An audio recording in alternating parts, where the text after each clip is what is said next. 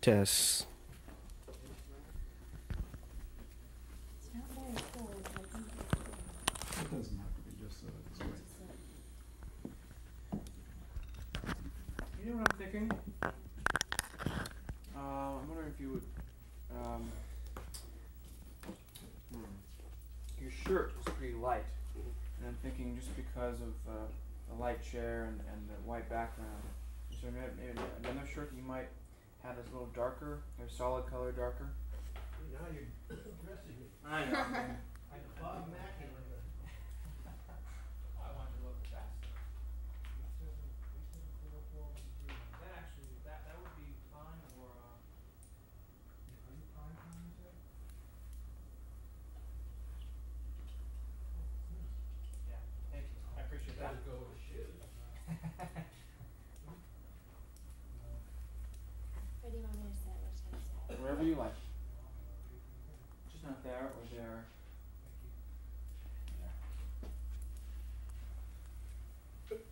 Maybe I'll sit like in this little.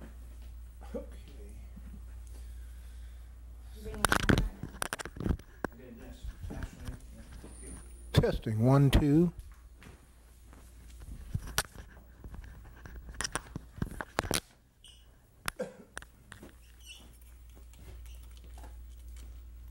Let me give you a sound check on the boom mic. Yeah, you gotta turn it on. It was working earlier. Oh, and we're still rolling. I need you to Is that turn okay? that little switch till it's red.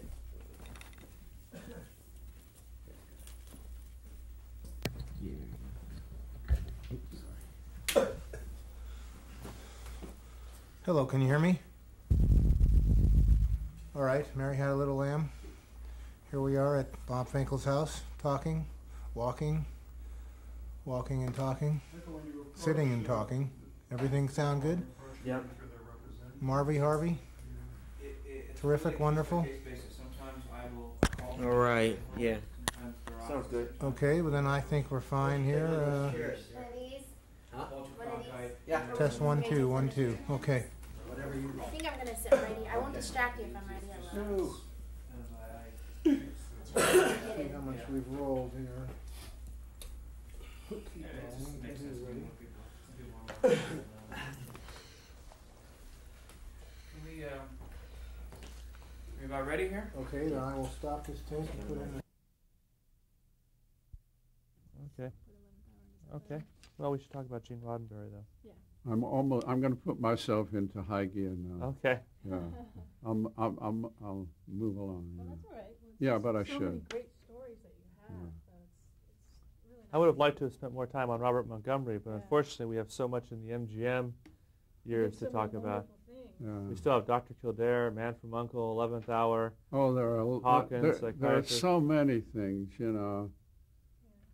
It's just amazing. Now, do you need some more water? Would you like to take a break at No, all? no, got a little water. Yeah, does that make sense? Okay.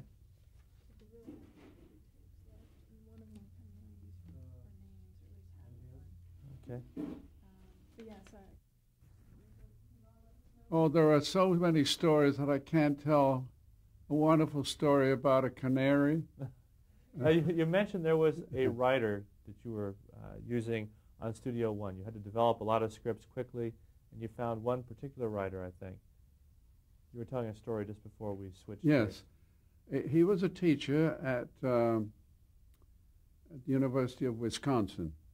And he, what I did was, in order to get scripts as a starting point, I hoped to get some from the work I had done previously, although they didn't pay as much for the scripts for the summer, which knocked a few of my trusted writers out.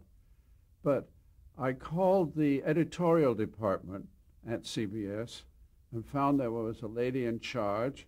She had three or four people in there, and they had to read any scripts that were sent, unsolicited scripts. So I said, I'd like to meet with your people, and I did, and I said to them, there must have been, she said that nobody ever calls us. Nobody wants to even to read anything, you know. So when I talked to her group, I said, what I want to do is to ask each of you, there must have been some scripts that you found that you thought, that one should really, you know, make a good show. Now, I'd like you to think about that and just pass those scripts along to me, and I'll see if I agree. And if I do, I'll make them. And that's where I found this teacher who'd written a script that was my lead-off in the show. And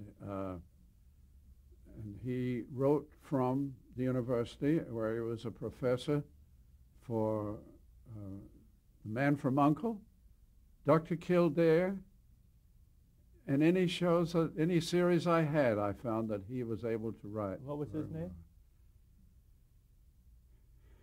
Why did you ask?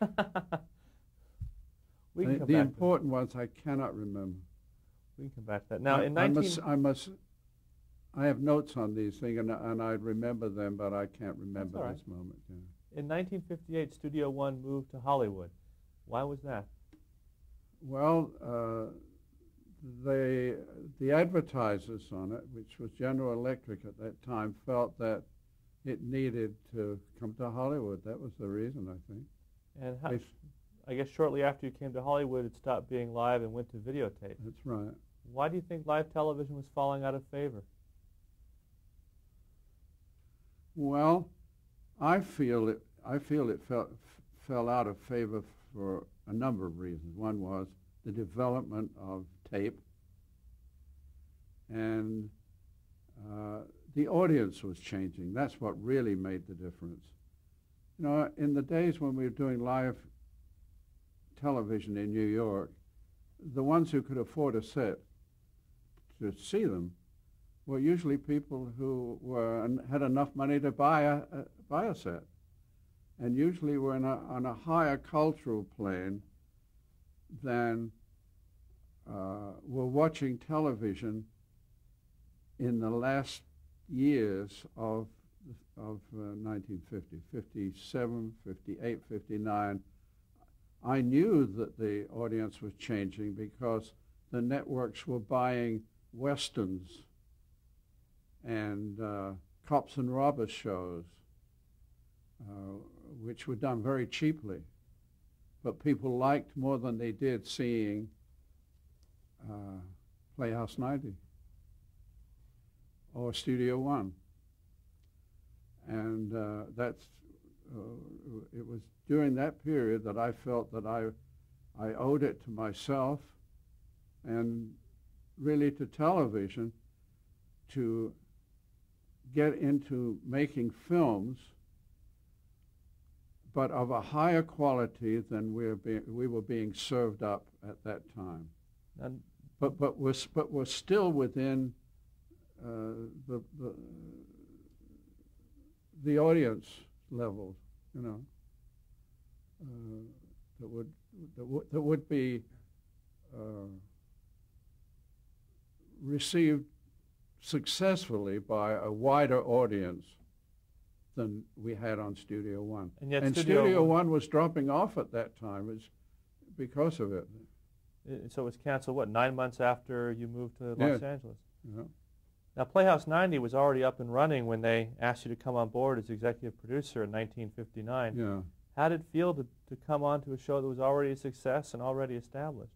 Oh, that was the easy part, really, because, you know, the producers were Martin Manulis, Herb Brodkin, and a couple of others. But the network did want me to have somebody overall in charge.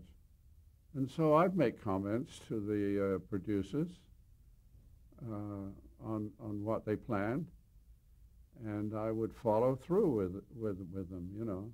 It must have been the enormous. most difficult thing came with Nuremberg, you know, the Judgment Nuremberg. yeah. And what happened? I mean, how did the sponsors and network... Well, the gas company was a principal sponsor, and they refused to they said they'd pull off if we used the word gas on the show, because and how you told the story of a judgment at Nuremberg and the Holocaust without using the word seemed to Herb Brodkin, who was a producer, as ridiculous, you know, and I felt the same way. The network tried to get me to do something about it. I said, there's nothing can be done about it. And they said, they finally, when it got close to airtime, they said, we can't give up the gas company. We promised them that we will take out the word on the air live, because it was all live. Herb Brodkin didn't believe they were going to do it. And I said, Herb, I've got to tell you that that's what they are going to do. And they're going to, and I can't do anything about it. If it was going through where we are at radio, I might be able to get to the guys who are supposed to bleep that word out. But they've tricked me. I said, I don't know that I could have done anything. But what they did was they're routing it through the local station here. And they're sending an engineer over there with someone who, if the word is used, will bleep it. And that's what happened. And he was furious. I said, I warned you that that's going to happen. And I didn't, there was nothing I could possibly do, you know. And of course, it was the worst thing for the gas company. It got the worst publicity it could possibly have when it came out that the word was bleeped out because of the gas company. Was it an enormous responsibility for you to come onto a show that was so highly regarded and so respected? Did it put additional pressure on you that you wouldn't have felt? Thought of it. Never thought of it? I never thought of it, really. And I guess 9 months after you You know, we were all grouped. We all knew each other, you know. I knew Manulis, I knew Brodkin, we all knew each other as friends as well as workers. You know, somebody wrote once in a magazine that they were like young princes directing live television. And it was true. We did what we wanted to do. We didn't have people telling us what to do until the advertisers came along. And had that kind of impact with the leaping out the word gas. Yeah. What's your next question? I guess 9 months after you took this job at Playhouse 90, you segued into a couple of years at the network, overseeing several shows instead of just one. Yes, I did. But then I did not feel I tried to get a medical show. I tried to develop a medical series at CBS. And they said, Norman, don't stop it, you know. I remember the head of the network out here said, Norman, just stick with being. Don't work so hard, they kept. I had organized a series there. Well, that's another story that never got on the air, and to give an opportunity for writers to become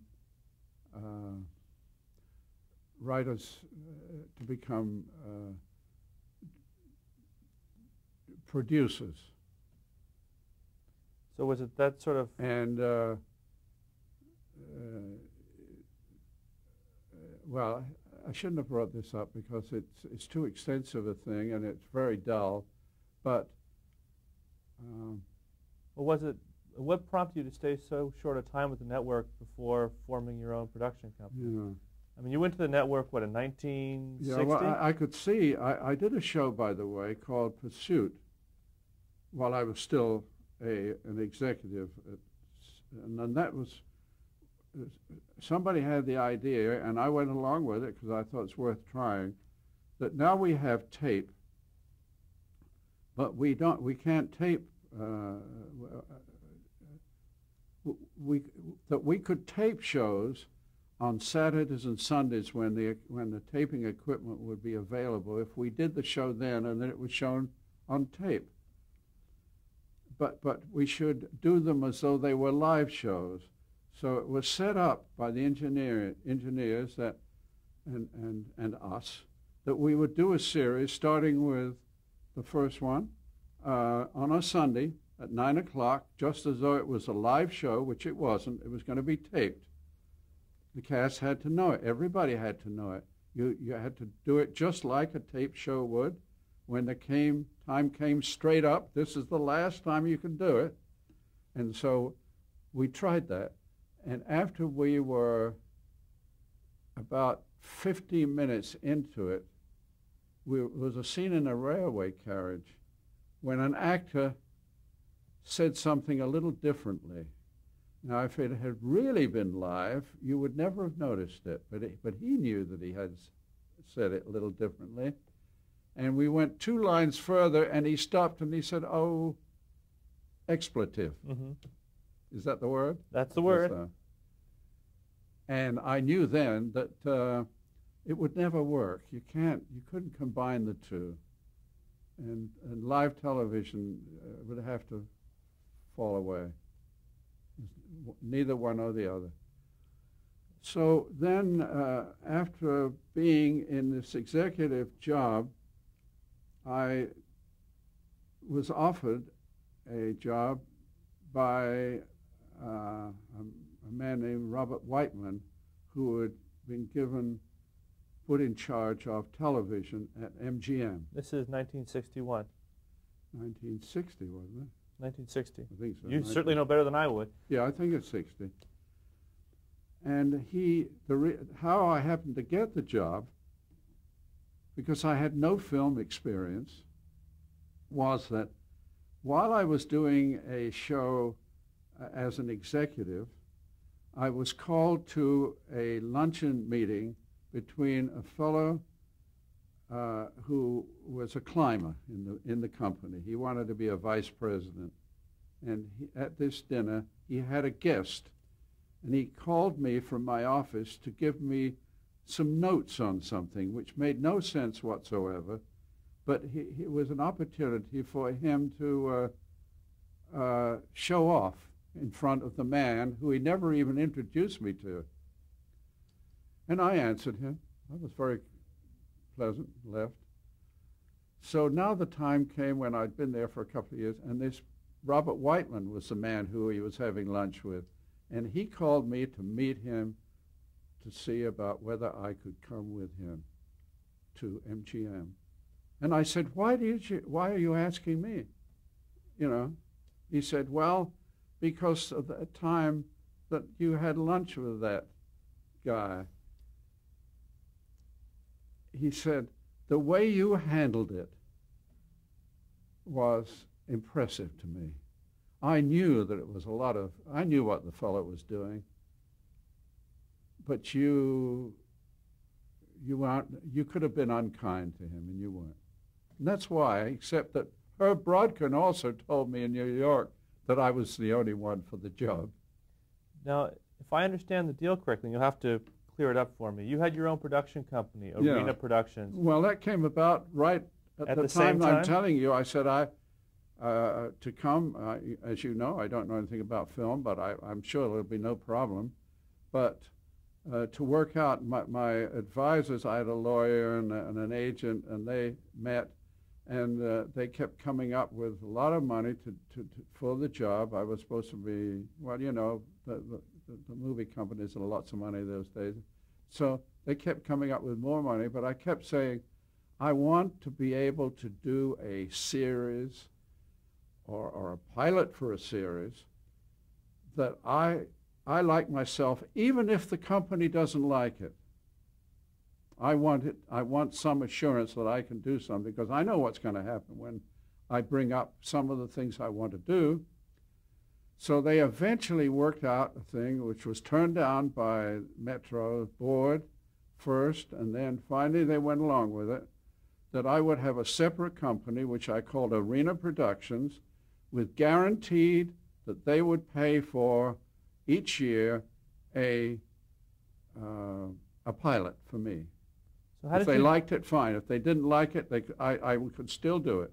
how did you decide which shows to develop for the studio and which shows to develop for arena productions? Well, everything was offered to the studio before I did them. I wanted to do a medical show. I hadn't been able to do it because CBS said, as the other networks did, who wants to go to a hospital? That's the last place a person comes home from their job and they're going to turn on television and see sick people. But in radio, I didn't tell you that I did a series of a medical nature, and I did in Chicago while I was in radio. I did a series for the AMA. So Well, MGM had already done a flop pilot based on Dr. Kildare, and I Yeah. think they weren't wild about doing another one. it was terrible. And you weren't a fan of the film series, from That's what I right. understand. So why did you Yeah. latch onto the property? Well, I didn't latch onto any property. The reason it was called that was after the fact. They turned me down. They didn't want to do another one. I wanted to do anything medical. They said, medical, we did one, you know, it was a flop. So I said, well, I want to do one. So I did. And it was very successful pilot. This As is soon Dr. as Kildare? Dr. Kildare, E. Jack Newman was a fine writer. I sent him, I said I want to do a medical show, and we had 2 or 3 discussions, and one, he said, I've got a good idea. This is a story, he said, in which there Let's take a step back for just one moment. Yeah. You wanted to do a medical show. MGM had already tried a version Yeah. of Dr. Kildare that didn't work. Right. Why not just do original medical show? Why go back to the Dr. Kildare name? And I didn't go back to, I had no idea of calling it Dr. Kildare at all. I didn't want to do a Kildare. That came at the last minute. I see. By the network, by Metro and the network. No, I met with Jack Newman? Jack Newman, and I said, he said, I've got an idea. You know, I know it has to be set in a hospital, and he said, there are 2 gangsters who had a fight between them, and both of them are wounded, but one is on one floor and the other is another floor of the hospital, and they still are enemies. So I said, well, that's good. Now I said, Jack, before you do anything, why don't you, I said, we're paying you a weekly, which I was doing at that time, unusual for writers. I said, you're on weekly, so you don't have to rush. So take a week off. Go to a hospital. Go around there. That's what I want you to do for the next week. I don't want to see you around here. Don't come on the lot. Go to a hospital. So he did. And when he came back, I never heard about those gangsters again. He said, it's terrific. He said, I followed an intern, and what they go through and how they operate is terrific with patients themselves and their development. So I said, well, go ahead and write. So he did. And it was a half-hour script, because that's what my contract at that time was. You expected a half hour, so it was a half hour. I went over to NBC with it and with Bob Whiteman, and they liked it so much they said we'll make a deal. So then we come back, and of course Whiteman and the company were real happy because they hadn't sold anything in 2 or 3 years, you know. So then he said, when the word got out that I'd sold this, then I think somebody in the board in New York had said, was it going to be Dr. Kildare? And Bob said, no, it's not like those old movies at all, he said. It's the story of an intern, you know. And they said, well, can't he be called Dr. Kildare? So then Bob asked me if I said, well, if you and if the network want it, it's fine with me. he pointed out, as did the network, that it was a valuable title to get started with, that people, you know, would be apt to tune it in. So that's how it got its name. It was after the fact. Now, I got Boris Segal to direct the pilot, and we were to start on a Wednesday. And on the Friday previous to the Wednesday, E. Jack Newman was in the office when I called to say, I've heard from NBC that they've dropped the half hour because they don't have place for it, but they have a place for an hour, but not a half hour. He said, so I'll make it into an hour. I said, you know, we're casting, we're all, you know, we're going to start shooting next week on Wednesday. And so over the weekend, I sat with him. He did all the writing, though. He redeveloped it. He didn't pad it out, if you know what I mean. Right. He started from the beginning and wrote a wonderful script. And when I took that to NBC, they bought it. Now, you already had Raymond Massey in mind for the elder doctor. Yeah. Well, but wasn't Richard Chamberlain a risk? It was the only one I could find. I tried a number of young leads but I could not find anybody that, I never really had a chance to get to know some who might have played well, because agents did not want to bring their people in. You see, Metro had such a bad reputation by this time of making pilots that never went anywhere that they didn't want to send their people in. So when it got fairly close to having to go, and of course I had to check with the network too as to who would play it, the casting director for movies at Metro said, you know, there's a young guy we've not been able to find anything for him to do. His Dick Chamberlain is who it was. He gets paid $180 a week. And you can have him. We'd be glad you do, because you know we can write off the $180 on your budget. Well, I met him, and I thought, yes, he can do it. And so he did. And the first day's shooting, when I saw on the Thursday the film with the scenes, first thing to be shot was scenes between him and Massey. They were made for each other. And I knew it. So I called David Levy, who was then head of programming for NBC. He said, I said, I want you to see the dailies from yesterday. And he said, I'm leaving tomorrow, that being Friday.